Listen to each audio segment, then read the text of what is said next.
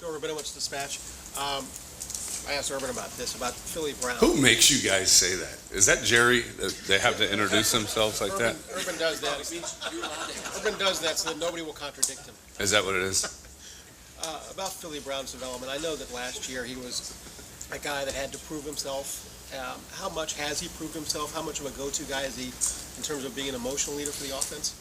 Yeah, he's probably the closest thing we have to a rah-rah guy, or like you said, an emotional leader. He's very vocal. He's very energetic. He supplies a lot of energy.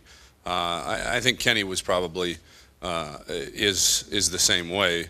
But for guys that are on the field, he has certainly developed into that. And he was that way last year. I think he just, I don't think he took his classwork real seriously. I don't think he took his approach to the game very seriously. And so I think everything about him was kind of 3/4 in, 75% in everything he did. And I think he's made a commitment to really becoming a professional, if you will, at his craft and really in his life. His off the field stuff, his academics have improved. He's doing a great job in every aspect of his life. How has he changed as a wide receiver? I don't know that he's changed much. I think he was pretty dang good last year too. I think he's improved probably a little bit of the nuances in terms of his route running. But beyond that, I mean, he's always been a guy that can play every position we need him to, and outside, inside, doesn't matter. And so I think he has improved, like I said, just kind of the finer points of his route running. Yeah, Tim May, Columbus Dispatch. Tom, as you look back on now everybody's going to laugh. Yeah, I know. Exactly. See? Exactly. I wasn't looking for the laugh. Lighten the room up. I'm just trying to make sure you knew who I was. As you look back on Saturday, the first half and the start of the third quarter were almost lights out for you guys, and in the fourth quarter some things happened, et cetera. How do you kind of like judge that game? How do you assess the way y'all did offensively from the standpoint of the fourth quarter? Did it kind of put a little bit of a bad light on it for you? No, I would we have liked to convert maybe a few more third downs and keep drives alive, absolutely. But I think what gets lost in the offense and defense and special teams, they're not mutually exclusive. We all work together, and when you have a 17-point lead in the fourth quarter, the way that you approach how you're going to call the game changes significantly. And I think any football coach up here, I would hope so, would tell you the same. Now, do the fans want to see everything they saw in the first quarter? Do they want to see that in the fourth quarter? Absolutely, good for them. But it's not going to happen. It's just not. We have a responsibility to win the game. We don't have a responsibility to put up X number of points or X number of yards. We have a responsibility to win the game. And at that point in the game and the way that the situation had dictated itself, again, up 17 points in the fourth quarter, there was certainly very justifiable reasons for approaching the game the way that we did there in the final quarter. The other thing, we were asking Urban about this. Jordan Hall was your leading ball carrier going into the game. He had a very limited role, and it seemed like that was planned, obviously, or I don't know. Just how do you balance all of that as you go from game to game? And yeah, it wasn't planned. I think the plan was to increase Carlos's role. There was no doubt about that. I don't think had we gone into the game and said, hey, Jordan Hall's only going to get one carry, that's not what we intended. So we did not plan for that, and by that happening, that's our fault, my fault for that happening as you go through the course of a game, and he's such a good, he's not going to stand there and say, put me in, coach, all that stuff. So you kind of fall back into some habits, at least as a play caller, as a position coach, Coach Drayton, Coach Meyer, and then you look up at the end of the day and he's got one carry, and it's you know what, we got to do a better job next week of making sure that we chart how many plays he's in and how many times he's touching the football, because he's good enough and deserves that, and we failed him a little bit there, but it certainly wasn't by design. When did you guys discover y'all were going to be a good deep throwing team this year? I mean, and just obviously you pull the trigger on that, you call those shots fairly often now, it looks like. Just where'd that come about, and where's that confidence coming from? What's the old adage? Necessity is the mother of invention. You know, we had to be. You guys saw how people started playing us the latter half of last year, and you know, in order for us to be able to be who we want to be, running the football, we had to make that a viable threat, and so we worked our tails off all spring, all off season, all two-a-days to make sure that we were effective, if not proficient, at throwing the ball down the field when people wanted to load the line of scrimmage to stop the run. And so I don't know if there was a defining moment on when we found out we were good at it. We just, you know, continued to practice it and still got a long way. I mean, we missed a couple that, you know, the numbers would have probably been off the charts, you know, and it coulda, woulda, shoulda. You know, the game is about what you did, not what you could or should have done, but we're getting better. We're getting better. Austin Ward, ESPN.com. Tom, it seemed like there were a couple throws. You said you missed a few opportunities, but I'm thinking of Braxton's throw to Devin, the touchdown. It seemed like that wasn't a throw that maybe he could have made a year ago. Is that a fair assessment? I think it's a throw he wouldn't have made. He could have made it, absolutely could have. He wouldn't have made it because he didn't trust himself. And he didn't trust what he saw. He didn't trust when he saw it. You know, he might have seen it a split second too late. He might have not trusted, again, the fact that what he was seeing was reality. And he prepared his tail off. Excuse me. He prepared his tail off all week long to really hone in on Wisconsin's defense and figure out what they were doing. And in fact, we had designed that play. I don't want to get too detailed, but actually that play versus that coverage was designed to go to Philly in the slot. They were spinning the weak side safety down and still playing quarters to the field, and we had Philly Brown on a skinny post.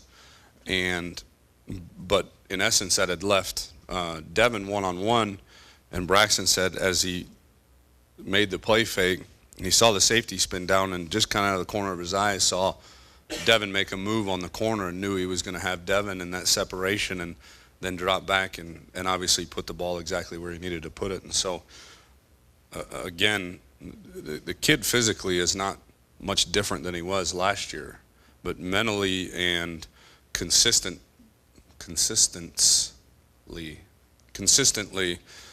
consistency in his mechanics and footwork and all that are 10 times better than they were.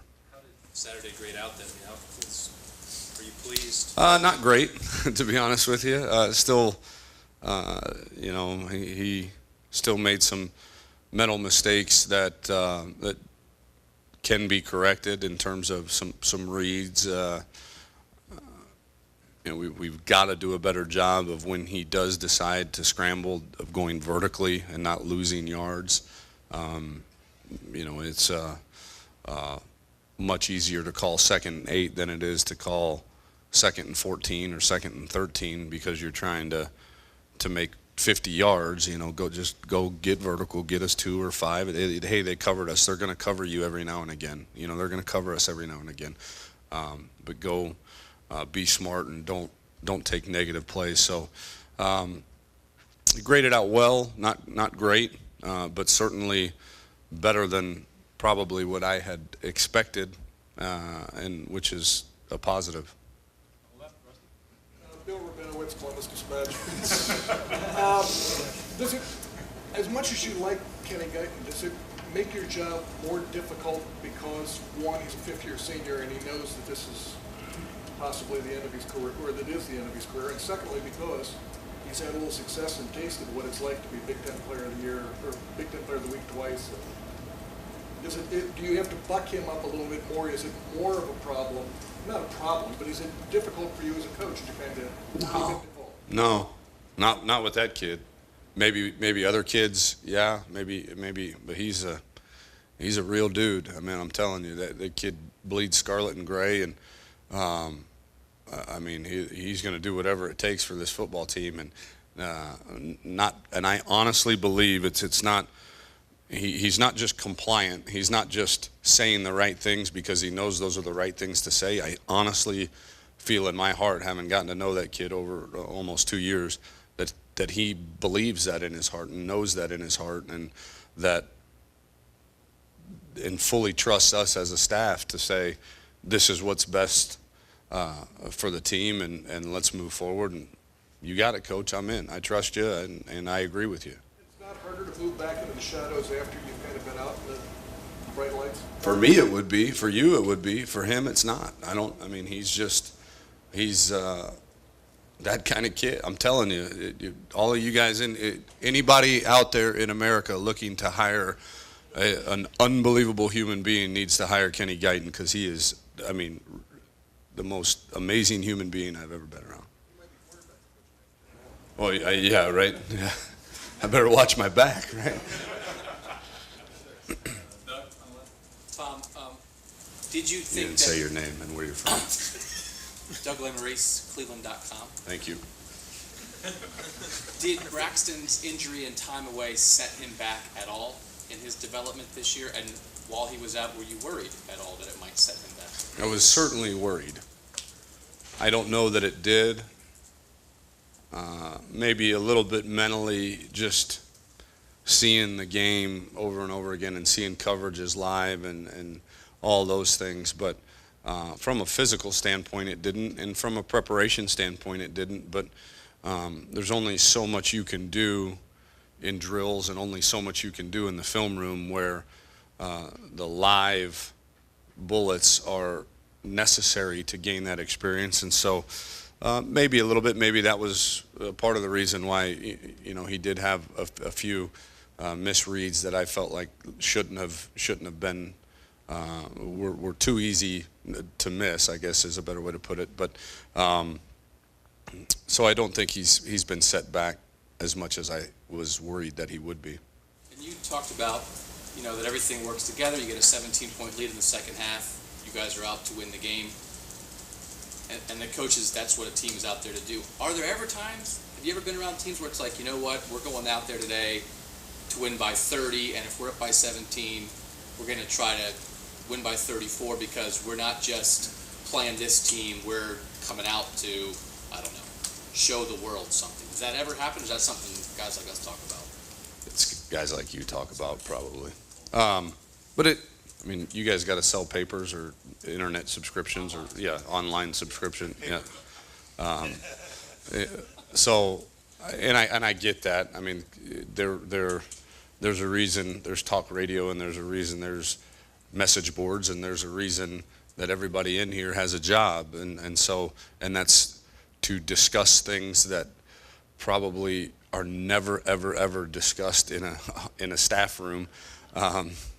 But you guys decide to lose sleep over it, that's fine. But we don't. No, I've never been, I've been on a few different staffs. I've obviously got a lot of friends in the business and I don't know that scenario or that style has ever been once discussed.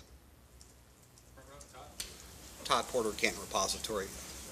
Maybe not so much schematically, but are there similarities between the way Northwestern may play you guys like Wisconsin did, in terms of, you guys look like you guys had to take some shots to score against Wisconsin. You weren't going to be able to pound the ball against them. Right. Is there any similarities between the two philosophies? It's hard to say because of who they played and how the games have gone. They played Cal the first game, and Cal is a very different style offense than us. Then they played Syracuse, which is somewhat similar, but that game was kind of non-competitive by the third quarter, and so your sample size isn't very big. And then they played Western Michigan again. The game got non-competitive pretty quick, and Maine as well. So I think every defense starts with the premise of stopping the run, and how then you go about doing that is going to be, some guys believe, well, let's get an extra guy in there and play man coverage. Let's get an extra guy in there and play cover 3, with a couple, alley players. Let's play quarters and get our safeties involved in the run fits. And so there's a lot of different ways that you can say, let's stop the run. How they decide to do it and how they have, at least on video, is a little bit different than Wisconsin, but I think the commitment to stopping the run is not going to change. Ideally, would you like to see defenses start to play you guys to let's stop the pass first? Oh, I think anybody would. Yeah, it's a lot easier to run the ball that way. Are you guys sort of, I guess, progressing towards that as an offense? I don't know that we ever will. Not with who we have at quarterback and running back and the offensive line and our philosophy. We're not going to throw it 50 times a game. And when we throw it, it's because you have inhibited our ability to run it. It's out of necessity, not out of just fancy, I guess. Hey, let's call a pass play here. No, we're going to run the football on first and second down, and then when you take that away, then we have to have some counters to that, some answers to that. Thank you very much. That's all we got. Thanks, guys.